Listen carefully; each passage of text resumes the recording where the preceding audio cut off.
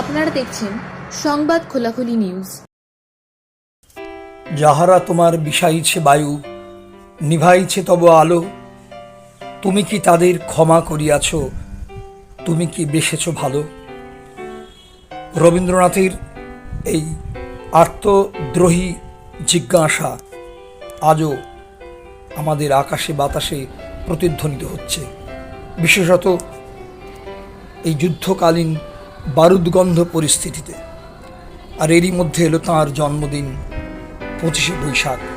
সেই 25শে বৈশাখকে স্মরণ করেই সংবাদ খোলাখুলি পত্রিকা আয়োজন করল বিশেষ সাংস্কৃতিক অনুষ্ঠানের নাটাগড় সিআর পার্ক কল্যাণ সমিতির মঞ্চে।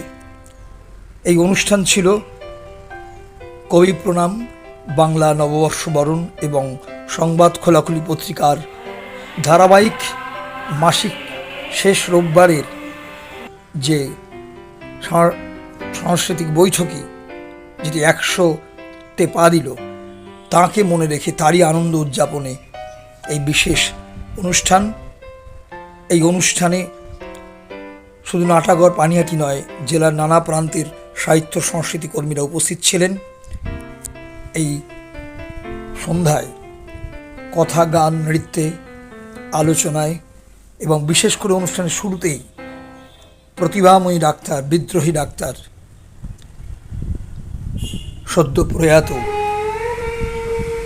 অভয়াকেও স্মরণ করা হয়।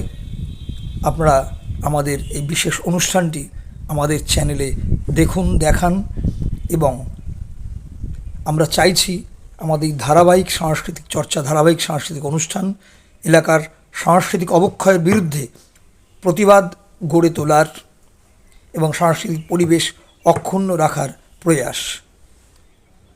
আসুন সংবাদ খোলাখুলির পাশে সংবাদ খোলাখুলি পত্রিকা পড়ুন এবং আমাদের চ্যানেলে দেখুন 11ই মের বিশেষ সাংস্কৃতিক অনুষ্ঠান। আমরা সংবাদ খোলাখুলির পক্ষ থেকে নাটাগড় চিত্তরঞ্জন পাঠ উন্নয়ন সমিতির আমন্ত্রণে বা সহযোগিতায় নৃত্যাঙ্গন, শব্দপ্রণা আবৃত্তি সংস্থা এবং উৎসর্গ সাংস্কৃতিক সংস্থার সহযোগিতায় রবীন্দ্র জন্মজয়ন্তী, বাংলা নববর্ষ বরণ এবং সংবাদ খোলাখুলি 100তম বৈঠকে